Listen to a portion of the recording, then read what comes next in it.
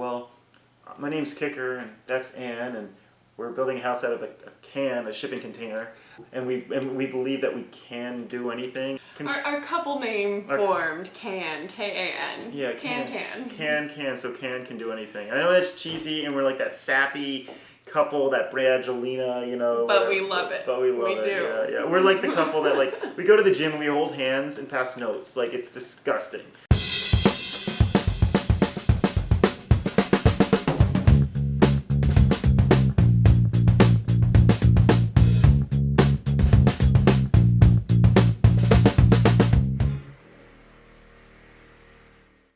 I was born and raised here in New Orleans to two wonderfully awkward parents. My mom's German, my dad's Hungarian, and both of them moved to the States for college. For work, I work as part of the family business. We make bags of all sorts, and I run the Damn Dog division, which is the men's accessory line of buffalo leather and wax canvas bags. Chewy works with me as well. He's my sales representative.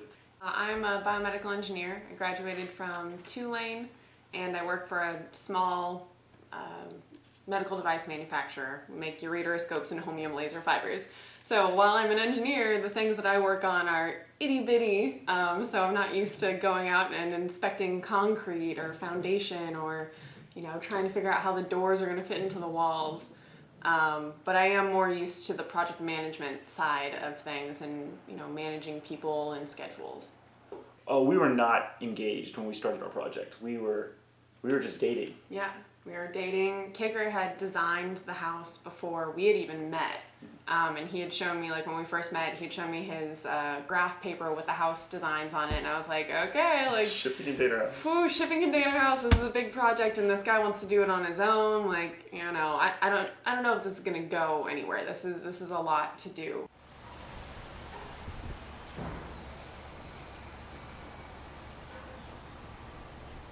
The idea for containers in the first place just came across a lot of research. I looked throughout the city of New Orleans for about 6 months trying to find a house that would fit what I wanted, or a house that at least I could renovate into what I wanted. And neither really appeared feasible under my financial constraints. So I figured, why not just build from scratch? And then what are ways to build houses? And there's traditional means of a wood frame house, but I never really felt safe in a wood framed house, especially since Katrina and my family losing a lot there. So I always wanted a house I felt that was a little sturdier. But what ultimately came down to is shipping containers are cool. They're water resistant, hurricane resistant, termite resistant.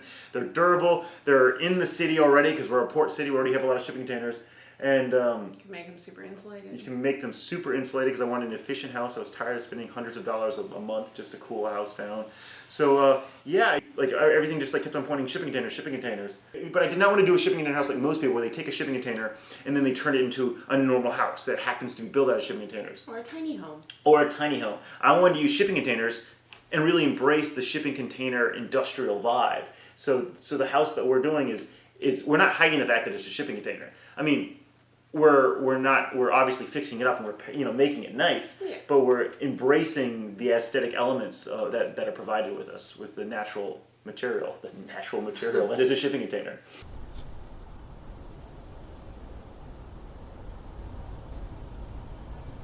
I first met with the HGLC in October of 2016 in order to begin the process of getting the permitting and the approval of building this house. Yeah, so take a step back from that a little bit. The HGLC is very, very strict. The Historic District Leadership.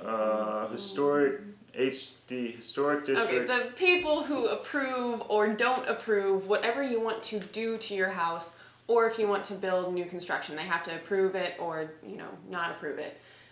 For people who already have houses in a historic district, if they want to change their windows to double pane windows, they will have headaches trying to do that. If they want to change their front door or the light in front of their house, they probably won't be able to do it, or it's going to be horribly expensive because they have to match exactly the original construction of that house. When you're so a lot of people know the HGLC in the city and go, oh my gosh, in a negative way. Yeah, how do you ever make it through the HGLC? The HGLC is going to shut you down, at every turn. How could you possibly Right. God, So some- when we you know. come in and say, yes, we are HDLC approved and we are building a shipping container house, a very modern shipping container house in a historic district, people are like, whoa, like How how is did that you possible? manage to do this? I can't even put new windows in my house. And it's Yeah. because the rules for new construction are completely different. We began work on the foundation about 2 weeks before the move-in day. And the day before the move-in day, the foundation was finished. July 14th was move-in day. And what I mean move-in day, I mean that was the day that all 7 containers were placed. So it got interesting on July 14th. Leading up to placing the containers, everything had to be completely in line. Our foundation had to be set. The concrete had to have enough time to cure. Our engineer had to have come out to make sure that, you know, everything was ready to go. We had to have truckers queued up and ready to roll on a moment's notice.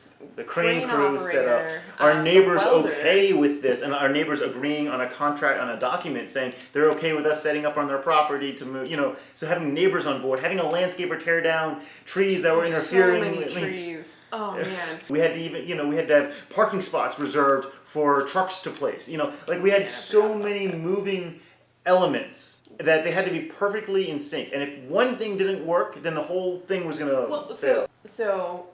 and then we got a call the day before from one of the truckers saying that he got a flat in, what was it, Mississippi? Yeah. And he was like, oh, I'm not going to be able to make it. Like, don't know what to do for you. And I'm like, oh my God. I need these tomorrow morning. There's not a Yeah. option for not having them. So it really came down to the wire, but everything worked perfectly. But why did it work perfectly? Because we were on top of it. But we weren't only on top of it, we were on top of it from before the beginning of the move day. We had backups in place for our backups. So when one backup fell, we already had another backup. So when that we trucker... had people on speed dial Yeah. that day. I mean, we were ready. We were supposed to be done by noon. That was the cutoff for the crane. So start at 7 in the morning or 8? It was 8. 8 Started to noon. to noon. We ended That's at 4 like hours. 10:30. We were way ahead of schedule. The biggest problem that we had as far as the planning went was that we had a backup of trucks with containers out onto Chapatulas. Like, that was our biggest problem. Yeah. That's an amazing problem to Yeah. have. Now that we've started construction, it's like we both have 2 jobs. I'll be in the middle of doing something at work and I'll get a call from Kicker frantically saying, oh my gosh, something big has happened and we can't get our doors in, we can't get our roof on, we can't, you know, the floors aren't matching up. And that's the big problem, because then it's, oh shoot, I'm at work, but I gotta Google this thing real fast to figure out what we're gonna do, or I gotta call a subcontractor, or I gotta call Barry, or I gotta call Kicker to figure it out. And it's even harder on Kicker because he has more flexibility than I do. I have to stay at my job in the middle of the day, but because he works from home, he has some flexibility to go to the house and go manage the problem, but that takes a lot out of his workday. And it also, it's stressful having to show up to the build site and have to answer questions because people are asking you, okay, what do you want us to do? And I'm like, I have no idea. So, you know, it becomes another layer of stress to an already relatively stressful life. Everyone says whenever you're building something that it's never on time. It's never on time. And we've been very fortunate. So far, we've been pretty accurate. When we first started the build, we're like, Ann was like, each week, have we reached the goals that we needed to reach this week? And you were really like... Meticulously Yeah. planned. Oh, jeez.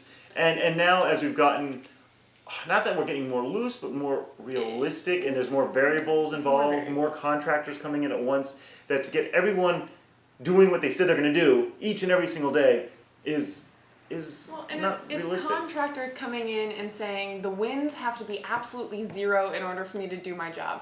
I can't plan a week by week about when the winds are going to be 0. Or another contractor who we thought was going to come in at the same time as the plumbers is now saying your house must be locked before I'll come in and do any work. Like, I couldn't have planned for that. I didn't know. And we're also relying on some contractors to do multiple jobs that could theoretically all be done at the exact same time, but this one contractor is doing the roof and the stairways. So we can't have them both built at the same time. He has to build the roof and then the stairs, which, you know, it's one way for us to save money by going by a smaller firm, but at the same time, we could probably go by a lot faster if we spent a little bit more money and we used a bigger crew.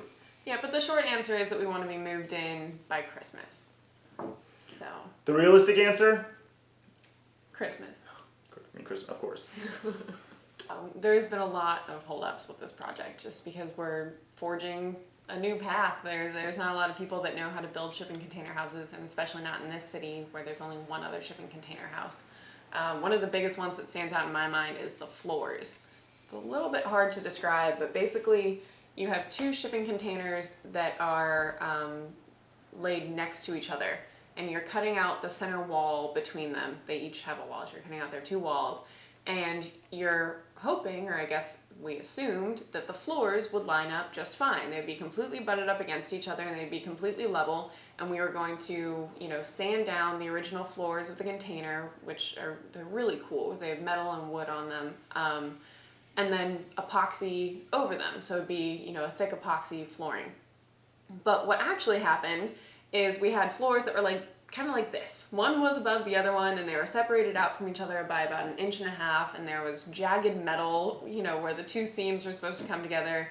And we were looking at it each day and going, oh my gosh, that's going to be a tripping hazard. Yeah, our floor is never going to come together. It's a tripping hazard. We're going to have a gap never going to be level, in our house. Yeah. You can literally see down to the ground underneath the house. This is a huge problem. And we went back and forth with our welder and with our structural engineer and our own creativity to find a way to solve it. And we did. Our welder essentially was able to level out the containers a little bit. Using some jacks. Yeah, using some jacks. And then, hammer down some of the metal that was in between them to make them dip down, and then put another piece of metal on top of them. So now we have a little bit of a, maybe a pinky toe hazard. Your pinky toe is going to hit it. But if we epoxy on the other sides of that piece of metal a little bit higher than the epoxy on top of it, then it should all come out nice and smooth. And it looks really cool now. We have this strip of metal going through the containers. The thing is, and this is just one small issue. And we have one of those small issues up here almost every other day. Yeah, every week. There's always some other issue. So, we're filming this on a Saturday, but on Friday it was our doors. The doors weren't fitting. Last week it was the roof. How do we fix the roof? The roof, we need some sort of a membrane up top. And you can put a membrane on a roof, but the problem is usually those membranes that are designed to seal water out are not good for having foot traffic, and we want to use our roofs as rooftop decks to walk on and have a barbecue pit. And before that, it was the plumbing. The plumbers were coming to us and saying, we're just going to start ripping out your floors to figure out where we're going to run pipes. We're like, no, you're not, because we're keeping our floors. We're keeping our floors, and they're like, okay, well, you're going to have a big pipe going up through the middle of your house. And we're like, no, we don't want to have a toilet pipe hanging down above our kitchen dining room table. So I had to go back and redesign layouts and where piping was going. And remember, I am not a construction kind of guy, but we can learn and we can adapt and realize together we can figure out how to make this work. So we found a way so that we don't have a toilet from the second floors, the plumbing from the second floor toilet running into our dining room table on the first floor. We figured out a way to make it work, and so it's just a lot of thinking. So I feel that because we're taking on a challenge every single day, and it's not even a challenge that we're familiar with, it's a challenge that's completely outside of our comfort zone. And unexpected. We never know when we're going to get a phone call from somebody saying that something's gone wrong. Yeah, it's almost like we're constantly on edge. Like we're sitting down having dinner late at night, hopefully, trying to rest. It's like, oh no, is that a good phone call, a bad phone call? I don't know, I don't want to answer it, but we have to because it's our job. But the news attention has been very, very positive. They interviewed a lot of our neighbors, and our neighbors were very much so in support of our build and thought that it was interesting and unique and not trying to be something it's not. A lot of people go in and build a Creole cottage, in 2017, and it's not really a Creole cottage anymore. Yeah. We're coming in and being genuine, saying we're not trying to build a historic house, we're trying to build something new and interesting. You always worry when you're doing something that gets attention. Are you going to get good attention or bad attention? You always worry. You could be anything, and you're going to wonder, is this going to be a positive thing or a negative thing? But I would say the vast majority has been extremely positive. I mean, people are excited. The people that were born and raised in this neighborhood love our build. Most of our neighbors that live nearby are extremely excited that we're doing it ourselves. We're not building it and just flipping it next week. It's our home that we're moving into, and a lot of people really appreciate the fact that we are a block from the Port of New Orleans, and that being a block from the Port of New Orleans and having this industrial container, it's kind of a harmonious segue from the industrial part of the city to the residential part.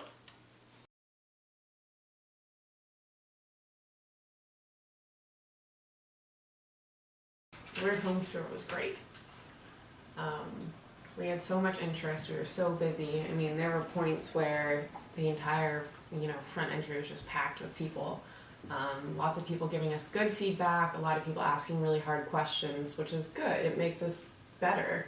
Yeah, I mean, we think that we have seen everything from every angle, but no, not at all. When you have that many people coming in there and asking questions, it makes it like, oh wait, we might need to rethink about our insulation or moisture content or the humidity levels. But more importantly, I think while all that was great, I think what was so special is that Ann and I were able to like totally rock that. You know, like I mean, we divided and conquered and worked together when we needed to manage this massive crowd. Even Chewy played along, and we were really able to deal with so many people in your house, stepping on the tools and kind of leaning on the stud walls that aren't sturdy yet. Like we were able to, and also people asking questions. And I see a lot of people that might be in that same position kind of might break down. Too many people. But no, we were just able to go with the flow. When I saw that Anne needed a break, then I jumped in, and vice versa. When she saw that I needed to go to the bathroom, she's like, go, go, go, and we were able to tag each other in and out. Yeah, it was pretty cool. Yeah, so the organizers of the whole Weird Homes tour came, and they just like were amazed. They applauded us. They're like, wow, you guys really can manage this crowd and are interacting with everyone and talkative. You know, we're not just like sitting on our butts in the corner of the room, you know, waving people by. We were literally up there. And I don't know, it made me that much more proud and happy, not of the house, but of the dynamic that we have.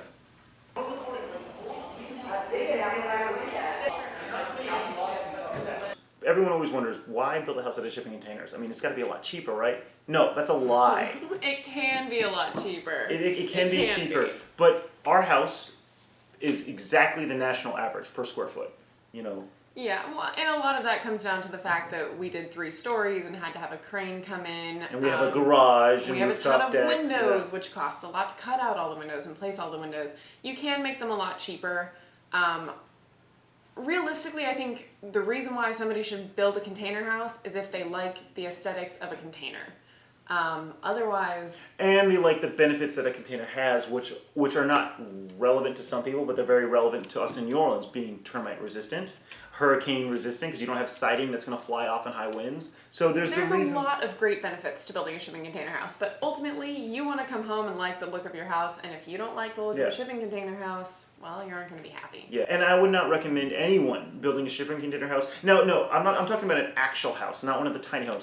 Tiny homes are actual houses too, but I'm talking about if you're building a multi-shipping container construction, I would not recommend anyone do it unless they're willing to take on the daily challenges that are involved, and ideally they have somebody that can help them through the process, that's done it before, that knows, hey, this is what the flooring looks underneath that wood, so you know where you can run your pipes, or you know, this is how you can deal with a shipping container door, you know, rubber gasket, you know, like you want somebody that knows, who's gone through this experience before, because otherwise those unexpected surprises are going to drive you crazy. Ann and I are not, I mean, she is from California, but she's not like super hippie, and and I'm not like, I mean, I like the outdoors and I shop at Whole Foods and I own some Birkenstocks, but I mean, I'm not like super hippie either. But we do like the idea of making our house as efficient as possible for financial reasons. It's nice to have a house that doesn't cost a lot to maintain.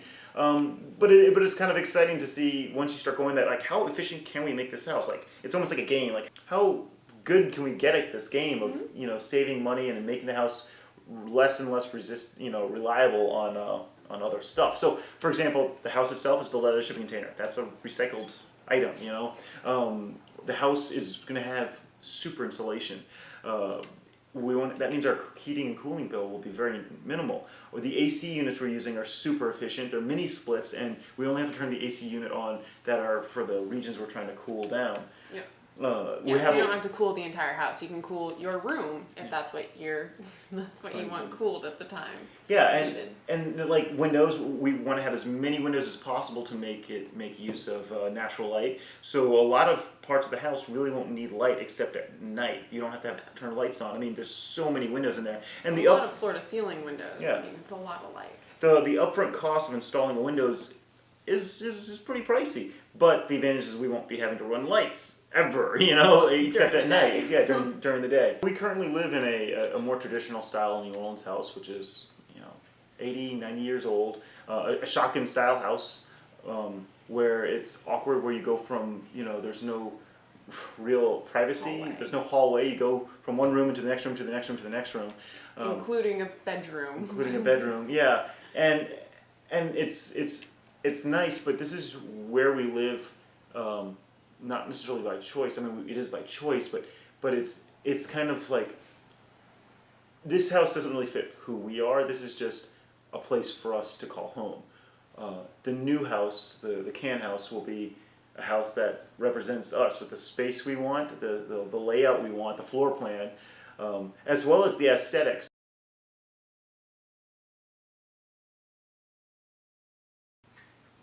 I am looking forward to having a house together. Kicker and I have been living together. Well, we've been living together for a while, but it's, I moved into his house and it's become our home. But in the end, this is going to be a house that we are going to move into together and really make our own. We're designing every aspect of it, down to the tile. And so that's what I'm looking forward to, just making it ours.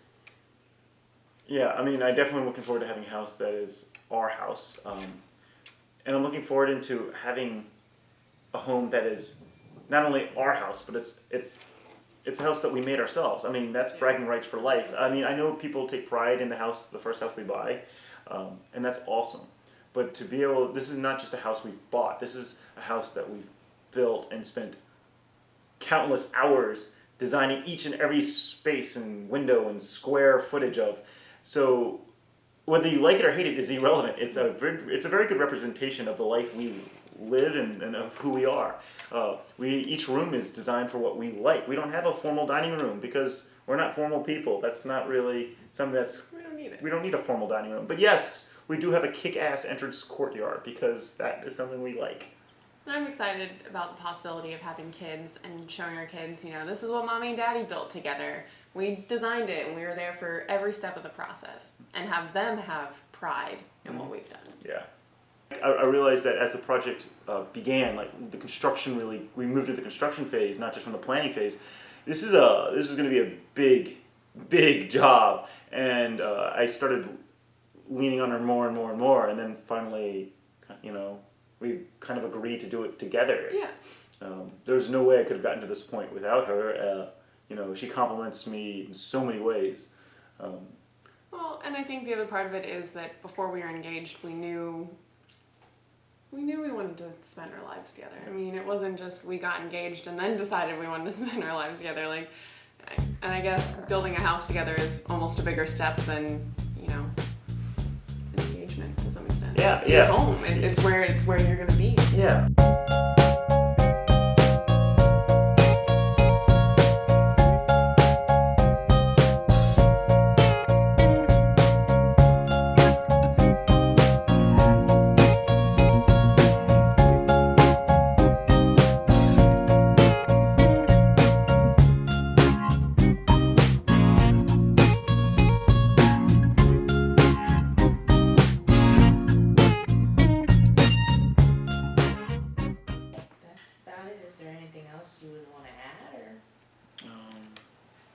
Buy a damn dog bag. Help support my construction. And doggies. Like this one. Yes.